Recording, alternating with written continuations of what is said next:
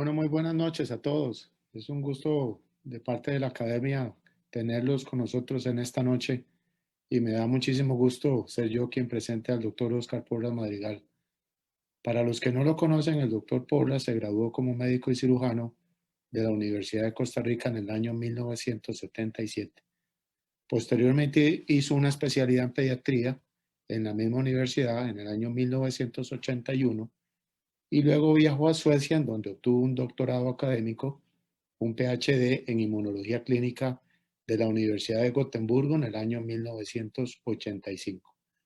A su regreso a Costa Rica en el año 1990, continuó sus estudios con una maestría en Administración de Centros y Servicios de Salud de la Universidad Autónoma de Centroamérica.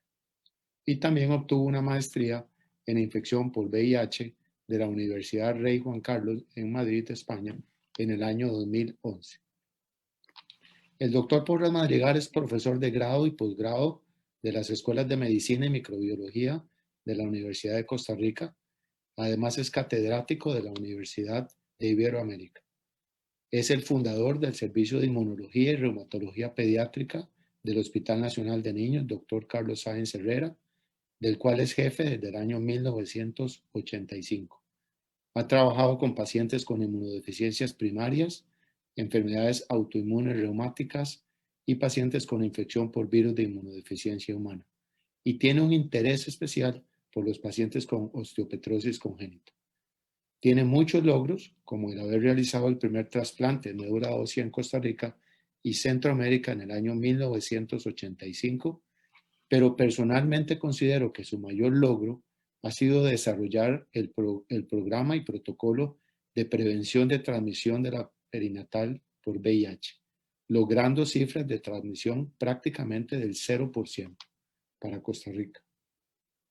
El doctor Porras Madrigal ha realizado importantes proyectos de investigación, cuenta con múltiples artículos publicados y pertenece a varias comisiones, comités y asociaciones, entre las que se destacan ser miembro del Comité Ético-Científico de la Universidad de Costa Rica, miembro de la Comisión Nacional de Vacunación y Epidemiología del Ministerio de Salud, miembro del Comité Editorial de la revista Acta Médica Costarricense. También es miembro de la Junta Directiva de la Asociación Costarricense de Pediatría y miembro de número de la Academia Nacional de Medicina de Costa Rica desde el año 2004. Pero el doctor Porras Madrigal dedica buena parte de su vida a actividades no médicas. Es un gran coleccionista de arte y filatelista, es colector de estampillas. En el doctor Porras Madrigal siempre podemos encontrar una excelente recomendación a qué restaurante ir, qué libro ver, leer o qué película ver, ya que es un gran lector y cinéfilo. Durante muchos años ha tenido un especial interés por los premios Nobel, probablemente algo que cultivó por su experiencia de haber vivido en Suecia. Así es como hoy nos complace contar con la valiosa participación del doctor Oscar Porras Madrigal, quien nos presentará el tema Análisis de la motivación para escoger los laureados con el Premio Nobel de Fisiología o Medicina 2021. Le cedo la palabra, doctor Porras. Muchas gracias, doctor Ardanur, por la generosa presentación y muchas gracias a todos los que a esta hora quieren escuchar un poquito de este evento anual que es, desde mi punto de vista, extremadamente importante por varias razones.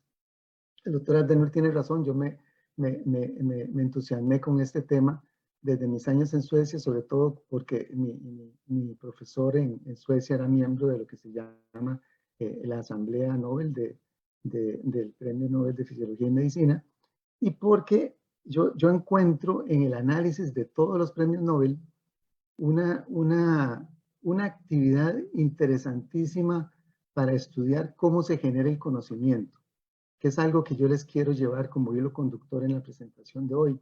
Cómo el conocimiento no es una mutación de novo en una situación, sino que es una cadena, un hilo conductor, una línea roja que va desde lo más simple a lo más complejo y que se va nutriendo con nuevos conocimientos cada año. Y los premios Nobel representan esto, porque son, como lo van a ver ahora con el de este año, son el resultado de una cadena de logros de tipo científico, de logros de investigación, de incrementar la cantidad de piezas de conocimiento sobre un tema específico.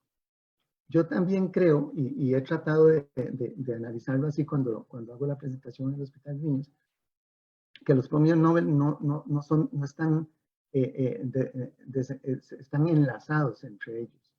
No hay una relación entre el premio Nobel de literatura, el de economía, el de química, el de física, el premio Nobel de la paz, el premio Nobel de fisiología o medicina.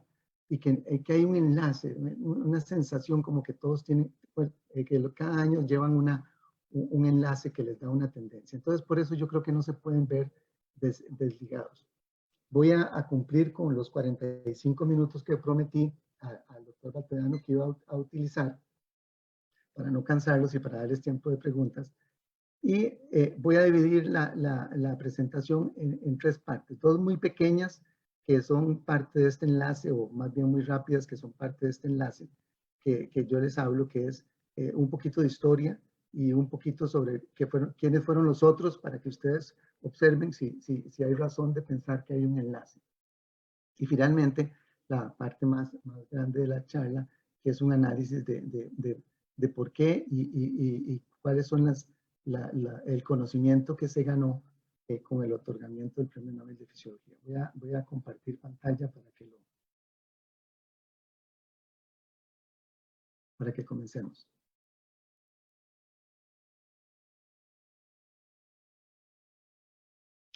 Bien, entonces vamos a hacer una evaluación, un comentario sobre el Nobel 2021, específicamente sobre fisiología y medicina. Esta primera parte contiene una pequeña referencia rápida a lo que es un poco de historia sobre Alfred Nobel, que yo creo que es importante de entender a la persona. Alfred Nobel es de una familia de emprendedores, de gente de negocios, de gente que hacía cosas nuevas, que desarrollaba ideas, que desarrollaba proyectos. Y muy interesante, provienen de una familia que se origina en un personaje sueco que se llama Olof Rudbeck, que la hija de Olof Rudbeck, Vendela, se casó con Petrus Olai Novelius y fueron los iniciadores de la familia Nobel, en la cual había cuatro hijos y el papá y la madre que tenían negocios en Suecia y en todo el área que incluía la esfera de negocios de Suecia y que incluía partes de Rusia. Alfred Nobel desde muy pequeño estuvo viajando con su familia entre San Petersburgo y Estocolmo, y a los 17 años era un adolescente que hablaba sueco, ruso, francés, inglés, alemán, escribía poesía y conocía mucho de literatura inglesa. Su vida se desplazó de luego hacia Francia y en el camino conoció a Ascanio Sobrero. Ascanio Sobrero tiene la historia muy interesante de que es la persona que logró unir glicerina, ácido sulfúrico y ácido nítrico para crear la nitroglicerina. Y Alfred Nobel vio el potencial de la nitroglicerina, sobre todo en la explotación minera en algunos países. Sin embargo, también identificó que era un explosivo muy inestable. Después de la muerte de algunos de sus empleados en una de las minas de la familia, comenzó a experimentar y estudiar las propiedades de la nitroglicerina, y él creó la compañía de la nitroglicerina en Oslo. Recuerden que en la época de Alfred Nobel, Oslo y Noruega eran parte de la Suecia, y encontró que las algas tipo diatomita mezcladas con la nitroglicerina la estabilizaban, la convertían en una sustancia que era más manejable, que es la dinamita, y a partir de eso desarrolló el concepto de un explosivo que era más utilizable en las minas, no menos peligroso, pero sí más manejable. Creó entonces la compañía Nobel de la dinamita, comenzó a crear su fortuna, y a esa fortuna se agregó la compañía Bofors, que tuvo intereses en cuestiones médicas y producción de armas, y la compañía farmacéutica. Por supuesto que lo tenía que acompañar alguien fundamental en esto, que fue la condesa Berta Kinsky, o conocida como Berta von Sutter, que era una austriaca muy reconocida en la época, sobre todo por su interés en las cuestiones relacionadas con el control de las armas y la paz. Ella recibió muchos premios, incluso un premio Nobel de la Paz después de que Alfred Nobel había muerto, y fue una persona muy conocida sobre todo en el ambiente europeo. Y escribió un libro que yo considero que fue fundamental para la conceptualización que Nobel tuvo sobre la creación, incluir en su parte tan científica, tan técnica, un premio como el Premio Nobel de la Paz. Escribió un libro que se llamaba Abajo de las Armas, que era un libro que criticaba las cuestiones relacionadas con la guerra de las armas y apoyó y fue la persona que compartió con Alfred Nobel las partes filosóficas y de vida que durante el tiempo que compartieron. El testamento fue un testamento que se creó al final de la vida de Nobel, que fue en 1900, y a partir de 1901 al 2001 se han dado 609 premios, ha habido 975 laureados en 6 categorías, de esos 609 ha habido 58 mujeres, 28 organizaciones. El laureado más joven fue un premio Nobel de la Paz de 17 años y el más longevo uno de 97 años. En 1968 se agregó por parte del Banco Central de Suecia el Premio Nobel de Economía al grupo de premios. El premio consiste básicamente en un pergamino que es una obra de arte producida por una artista de plástico seleccionado, un premio económico que es bastante considerable, el concepto de laureado que es el que prevalece, no se les llama premiados o ganadores, sino que se llama laureados en señal de honor a la victoria. Y finalmente una medalla honorífica hecha también en forma individual para cada uno de los laureados y que la hace un artesano en una de las fundiciones suecas. Entonces, eso es más o menos el contexto del Premio Nobel. En los últimos 2 años, el Premio Nobel ha tenido un contexto especial pandémico. Ustedes ven aquí 3 de los ganadores del Premio Nobel de este año, el Premio Nobel, una de las Premios Nobel de la Paz, el Premio Nobel de Medicina y Fisiología, y una de las ganadoras de los premios, si no me equivoco, es la de Química. Y cambios como este, que esta era una sala usualmente llena, que es la sala en donde se abre esta puerta en la Academia Sueca y sale el representante de la Academia Sueca. Aquí se reúne un grupo que ahora les voy a presentar, que anuncia a todo el mundo cuál es el Premio Nobel de Literatura, que es uno de los premios más importantes e interesantes del grupo. Esto ahora se hace con aforo, con cubrebocas.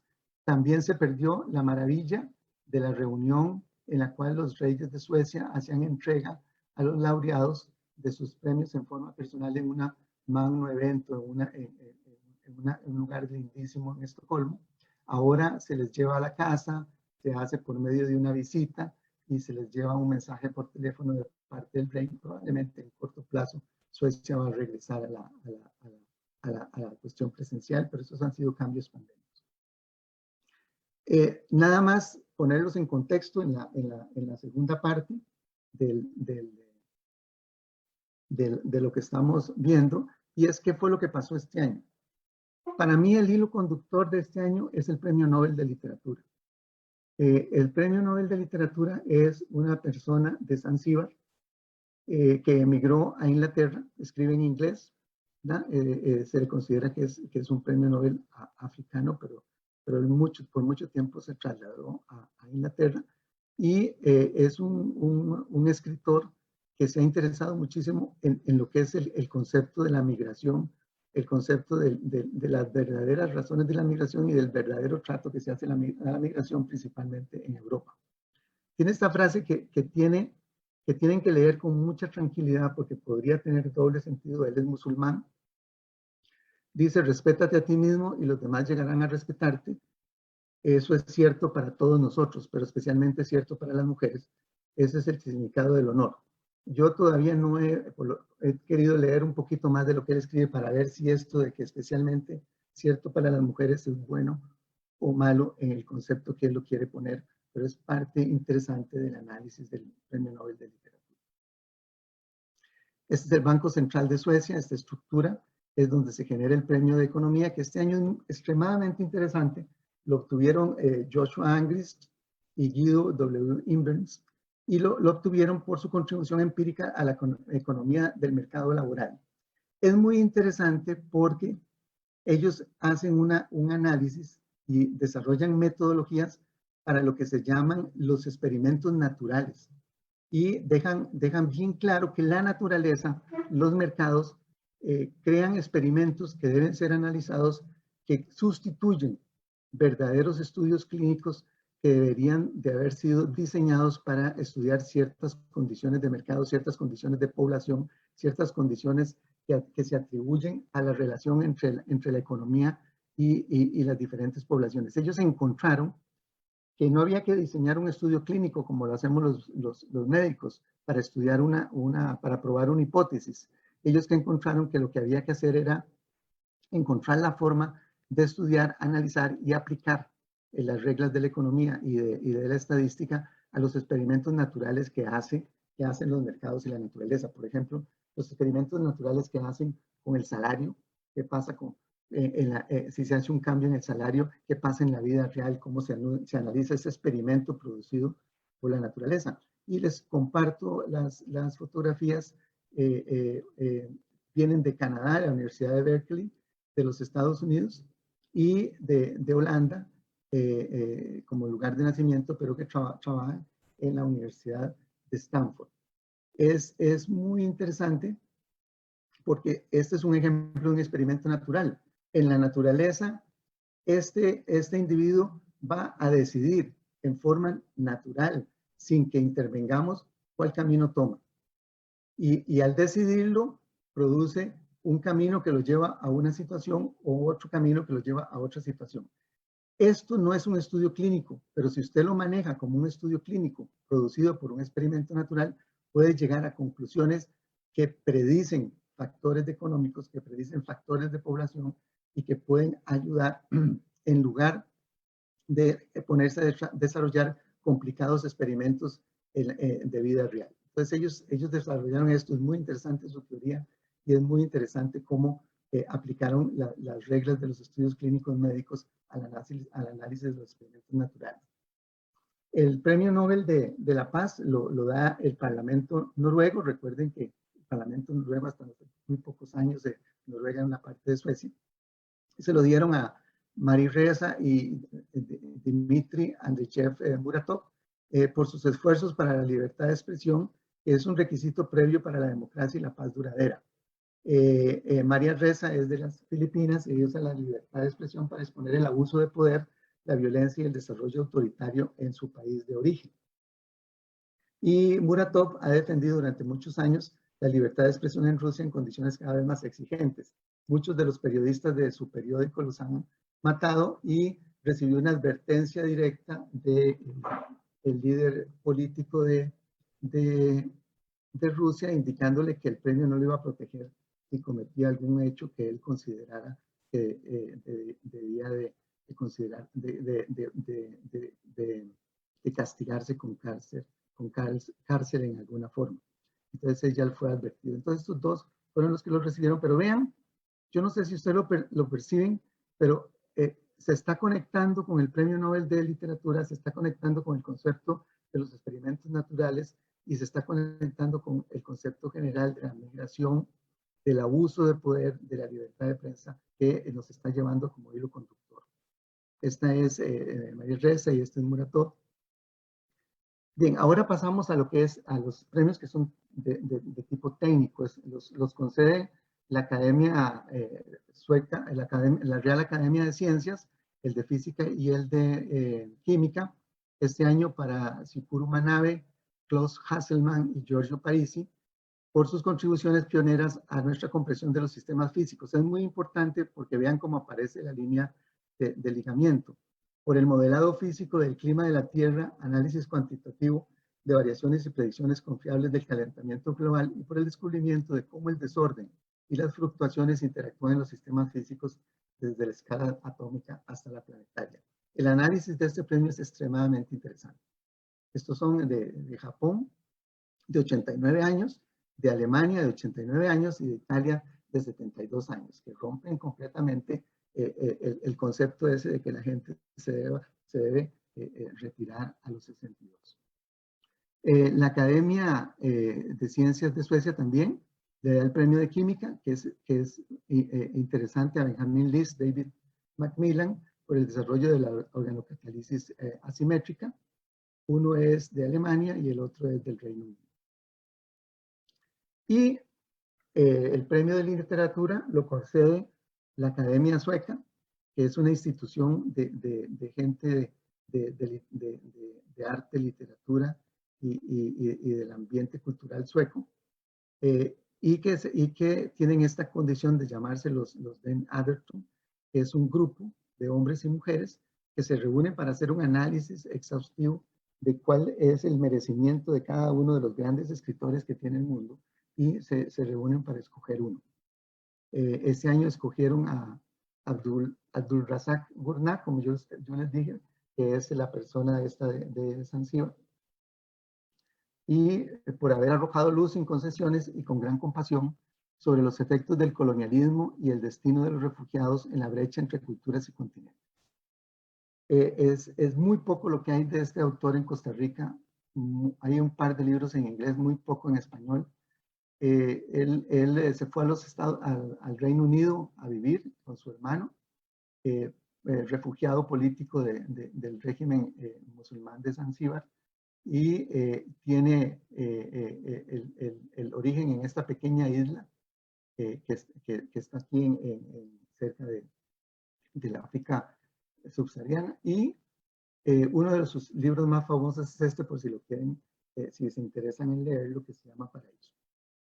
Ahora bien, lo que nos corresponde a la noche de hoy, a ponerle mayor interés, es el Premio Nobel de Fisiología y Medicina y su análisis. El Premio Nobel de Fisiología y Medicina es seleccionado por lo que se llama la Asamblea Nobel del Instituto Karolinska, que es la institución más famosa que tiene Suecia en el campo de la medicina e investigación, y ellos tienen para reunirse increíble estructura y auditorio, y reúnen la Asamblea Nobel en esta cuestión tan impresionante y deciden con una representación enorme cuáles son los hechos científicos más relevantes, más importantes del año, en el sentido de la creatividad, en el sentido de la relación con el futuro, en el sentido de la adquisición de conocimiento.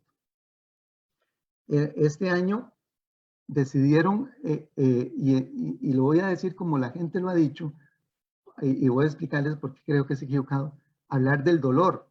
En realidad no es un premio en relación con el dolor, como se dijo en los periódicos y se analizó. En realidad es un premio a las personas que identificaron los mecanismos moleculares que le permiten a los seres humanos enlazarse con su ambiente externo y con su ambiente interno. Es decir, cuando nosotros sentimos dolor, calor, presión, por una serie de sensores que tenemos en la piel, y esos sensores se conectan con nuestros nervios, y estos nervios tienen neuronas específicas para cada estilo o tipo de estos estímulos. ¿verdad? No nos estamos conectando con el medio externo, estamos interactuando, haciendo una interacción fundamental con el medio externo, y tenemos de estos sensores también dentro de nosotros para conectarnos con el medio interno. Hay uno de estos sensores que ahora van a ver, que es el que le permite a los pulmones sensar por presión, como lo harían por tacto en el medio externo, sensar cuando el pulmón ya tiene que dejar de expandirse para que no se vaya a romper y no vaya a producir una catástrofe en la expansión pulmonar. Entonces, más que dolor, yo les puse esto porque es lo que la gente dice que sucedió, pero para mí, más que estudios de dolor, son estudios de la interacción del ser humano con su entorno. Se lo dieron entonces a David Julius y Ardem Patapoutian por sus descubrimientos de los receptores de temperatura y tacto. Ahora vamos a ver un poquito más en detalle esto. Julius es de los Estados Unidos y Patapoutian es nacido en el Líbano, pero trabaja en el Scripps Research del Howard Hughes Medical Institute, y Julius es parte del grupo de la Universidad de California. El que inició el proceso fue Julius, y simultáneamente Patapotian fue el que contribuyó con una segunda fase del proceso de descubrimiento. Vamos a ver un poquito más de eso. Voy a presentárselos en esta forma muy personal. ¿Cómo sensamos el mundo físico por medio de sensaciones somáticas? Fue la pregunta que los académicos del grupo Nobel se preguntaron en este caso. Y identificaron una trayectoria. Entre 1900 y 1950 se identificó que la temperatura y la presión activan diferentes nervios en la piel. Sí, se sabía que probablemente usted no sentía cambios de temperatura o cambios propioceptivos utilizando las mismas terminaciones nerviosas. Entre eso y lo que pasó en el 2021 y lo que se pasó mucho antes cuando Julius comenzó a trabajar sobre esto, es que estos dos investigadores encontraron en su proceso de investigación, aportaron el conocimiento de la identidad de los transductores moleculares responsables de detectar y convertir calor, frío y tacto en impulsos nerviosos en los nervios sensoriales. Ellos encontraron cuál era la conexión entre lo que el ser humano estaba percibiendo y sus nervios y neuronas específicos. Y por eso es que es tan importante el desarrollo de sus estudios experimentales. Y esto lo hicieron estos dos investigadores, primero por separado, pero después se encontraron en el camino con algunos de esos transductores moleculares que descubrieron en forma simultánea. Dice Gurdner esta frase en uno de sus libros. Después soñó que veía su propia cobardía brillar a la luz de la luna, cubierta por el limo de su placenta. Supo que se trataba de su cobardía porque alguien se mantenía en las sombras, así como se lo dijo. Además, él mismo la vio respirar. Esta es una parte muy interesante que se interpretó en relación con el desarrollo intrauterino, con la generación del ser humano desde el principio, y que yo la uso para introducir lo que es este concepto de la generación de conocimiento uno sobre otro. Ellos, los academistas, dicen que estos dos investigadores abren uno de los secretos de la naturaleza. Explican las bases moleculares para sensar calor, frío y fuerza mecánica. Y llevan a un hecho fundamental, a explorar lo que sería la habilidad del ser humano de sentir, interpretar e interactuar con su ambiente interno y externo. ¿Por qué son importantes ellos en esto? Porque hasta ahora creíamos que la sensación llegaba a la piel y la piel se iba para el cerebro y no sabíamos cómo la sensación pasaba de un lado a otro. Y esta gente lo que hizo fue identificar, no les digo todavía cómo se llama, pero identificar cómo es que esos elementos nos permiten esto que es fundamental, que es la habilidad del ser humano de sentir, interpretar e interactuar. Voy a utilizar un libro que es extremadamente valioso, se los recomiendo para que lo lean, que se llama A hombro de gigantes, de Humberto Eco, porque introduzco aquí el concepto de cómo se genera el conocimiento, de que el conocimiento no es una mutación de nuevo. Y esta es una figura muy interesante que está en un libro que escribió René Descartes, el Tractatus de Omni, de 1664, es decir, siglo XVII, y que describió con muchísima claridad y dibujó el principio de la transmisión del dolor. Ustedes ven en el dibujo cómo la sensación de dolor producido por la llama viaja a través de algo que Descartes no sabía que era, pero que dibujó en forma muy visual entre el lugar de contacto y el cerebro para tener la sensación de interacción con el ambiente como tiene este dibujo. Bueno, en 1888 se encontraron zonas sensoriales en la piel y reacciones con especificidad de estímulo.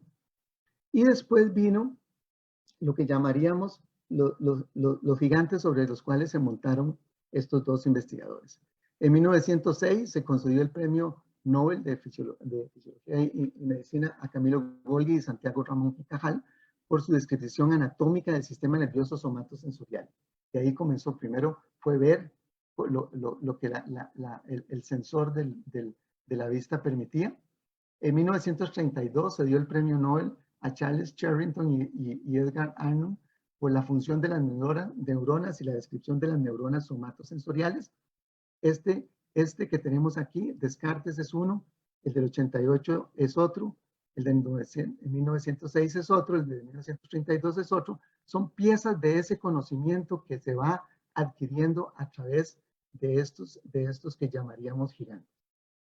Y en 1944, Joseph Erlanger y Herbert Spencer Geiser ganaron el premio Nobel por las funciones diferenciadas de las fibras somatosensoriales. Mostraron que no había una fibra común, sino que había fibras muy, muy específicas para cada una de las sensaciones de frío, de calor, de presión que nosotros percibíamos en nuestras interacciones. Bien. ¿Qué fue lo que primero comenzó Julius a encontrar? Y esto es extremadamente interesante por lo siguiente.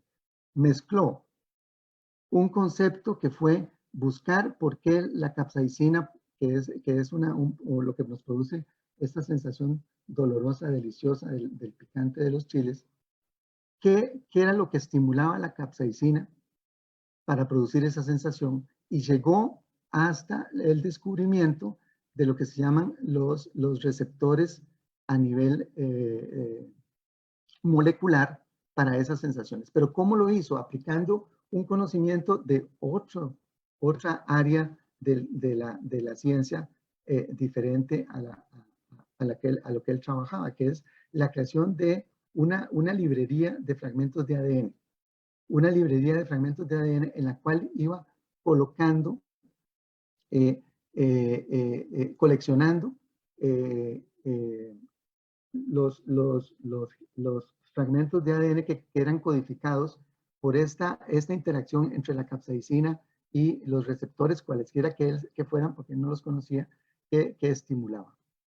Entonces, a partir de esa librería que hizo de fragmentos de ADN, es una colección de ADN que se asociaba con el efecto de la capsaicina, él identificó una estructura que se llama TRPV1, que es un canal iónico que se abre o se cierra dependiendo de la sensación térmica que experimente. Si llega a más de 43 grados centígrados se abre, permite la función del canal iónico, y a partir de ahí se produce la transmisión a la fibra nerviosa de la sensación, y de la fibra nerviosa específica para la temperatura llega al cerebro, y en el cerebro ese ser humano percibe esa sensación. ¿Qué es lo importante de esto? Que abrió una puerta, y esa puerta que abrió es la exploración de los que se llaman Transient Receptor Potential Ion Channels, que a partir de ahí fueron múltiples y explicaron dolor, explicaron presión, explicaron frío, explicaron calor, y encontró que estos canales iónicos que pertenecen a esta familia, la familia TRP, podían identificarse en diferentes sensaciones. Y encontró, por ejemplo, y describió el TRPM3, el TRPA1, el TRPV1 y el TRPM2. Y coincidió con el otro investigación en la identificación simultánea del TRPM8. Y a partir de ahí se generó una relación de trabajo y de colaboración. Entonces, lo importante de Julius es que logró describir molecularmente cómo se transmitía esa sensación a partir de una cosa que no era realmente lo que él iba a tener como resultado final, porque él lo que estaba interesado en cuál era el receptor que producía el efecto de la capsaicina. Bien, vamos a ver, ¿ok? La otra pieza de investigación que es interesantísima es los canales piezo 1 y piezo 2, porque son los canales que explican el hecho de que se pueda traducir la señal de la propiocepción de la presión del tacto a partir de los receptores de la piel y ese ser humano. Es decir, es la señal que nos permite tener esa sensación tan maravillosa que no hemos tenido por mucho tiempo durante esta pandemia, que es la sensación del tacto, del abrazo, de la transferencia, de esa presión maravillosa que eso conlleva. Y lo hizo en una forma muy interesante, usando un principio que se llama el uso de genes silenciados, comparando células de un tipo y de otro. Entonces, demostró que piezo 1 y piezo 2 eran codificados genéticamente y que permitían, al darse la fuerza mecánica de la presión, se abría el canal piezo 1 y que ese canal iónico permitía que se transfiriera la sensación esa de tocar, la sensación propioceptiva por los canales del sistema nervioso hasta el cerebro. Piezo 2 es muy interesante porque es el que les mencionaba, que se descubrió que también actúa a nivel interno, sobre todo en los pulmones, en la sensación esa de cuando el pulmón ya se ha expandido lo suficiente para que se cierre el canal y se evite un daño.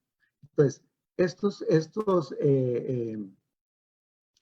transductores moleculares, tanto el grupo de los TRPs como el grupo de los piezo 1 y piezo 2, abrieron la puerta para la investigación futura en nuevos canales iónicos que expliquen el resto de las interacciones que tienen los seres humanos, tanto internas como externas, con su entorno y su ambiente, y podamos entender con claridad cómo pasa la señal a las fibras nerviosas y va al cerebro. Entonces, esto es el trabajo pionero que ellos hicieron. Entiendan que es un trabajo que se montó sobre los hombros de los gigantes que los precedieron, y ahora vamos a ver un poquito más de ese concepto, y que ese subirse sobre los hombros les permitió ver más allá de lo que habían visto los gigantes que les permitieron subirse. Entonces, a manera de conclusión, estas son láminas hechas por la Asamblea Nobel para que la gente entienda qué fue lo que ellos vieron como importante. Entonces, los TRP, sobre todo el B1, nos van a permitir que sintamos los cambios de temperatura, sobre todo de calor, no de frío. Y el piezo 2 nos va a permitir que sintamos esa sensación maravillosa que acompaña el calor y que es la sensación del abrazo y del contacto entre seres humanos. ¿Qué más va de ahí? Van a poder ver, van a poder controlar el dolor mecánico, la sensación de orinar, la respiración, la presión arterial, el remodelaje esquelético, y los TRP van a poder controlar la temperatura corporal, van a producir el dolor de la inflamación, el dolor neuropático, el dolor visceral y los reflejos de protección en relación con calor. Entonces, vean que estos dos investigadores realmente han sido fundamentales en el proceso de que lleguemos a entender molecularmente cómo nos comunicamos con el entorno, cómo transmitimos a nuestro cerebro a partir de las fibras nerviosas esas sensaciones que nos permiten evaluar el entorno en el que vivimos. Bien, nada más para sacarlos de la parte muy seria técnica de esta charla. Este es Julius, y yo los reto a que ustedes decidan, como lo hicimos en una charla anterior, si van a comprar lotería este año en 4, en el número de chiles que tiene colgando o en los 10 dedos que tiene ahí. Recuerden que cuando ustedes dicen 10 podría ser 01, ¿verdad? Y que cuando dicen 4 podría ser 40. Pero esta es una imagen de Julius que es muy realista. Vean su auditorio respetando las normas de pandemia, y muy realista de la realidad que vivimos en este momento, y que probablemente los receptores que descubrieron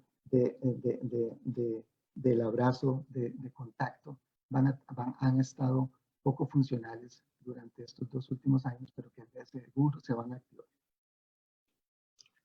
Él comenzó con el estudio de un efecto natural, que es y también estudiaron el efecto de un producto natural que fue el mentol para la sensación de frío, y descubrieron el receptor también a partir de ese producto, y desarrollaron toda la teoría y la experimentación necesaria para comprobar esa teoría.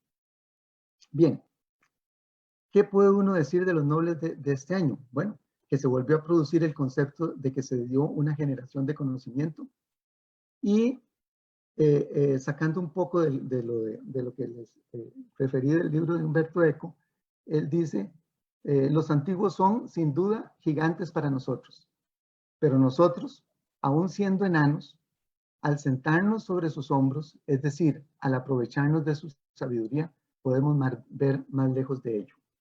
Y de eso se trata el conocimiento, de usar lo sólido que nos dejaron nuestros gigantes que nos precedieron, montarnos sobre ellos, ver más lejos que ellos y desarrollar el conocimiento más allá de lo que ellos hicieron, y con eso vamos a ser mucho mejores que nuestros gigantes.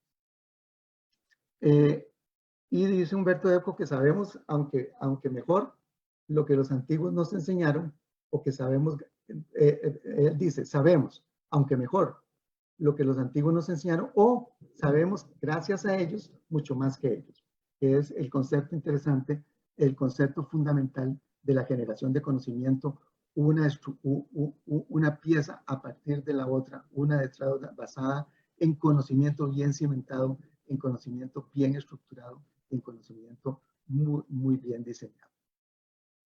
Les termino la charla con esta parte del Premio Nobel de Literatura, en donde formula un concepto que es extremadamente interesante. Dice, hablo de mapas y a veces me devuelven algo. Esto no es tan extraño como parece, ni tampoco es algo inaudito. Antes de los mapas, el mundo no tenía límites. Fueron los mapas los que le dieron forma y lo hicieron parecer un territorio, como algo que podría ser poseído, no solo devastado y saqueado. Los mapas hicieron que los lugares en los límites de la imaginación parecieran fáciles de entender y apacibles.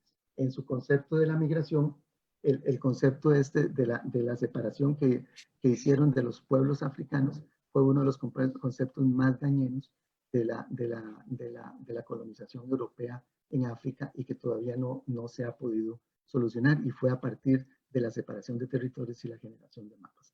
Muchas gracias, y si tienen preguntas, con muchísimo gusto.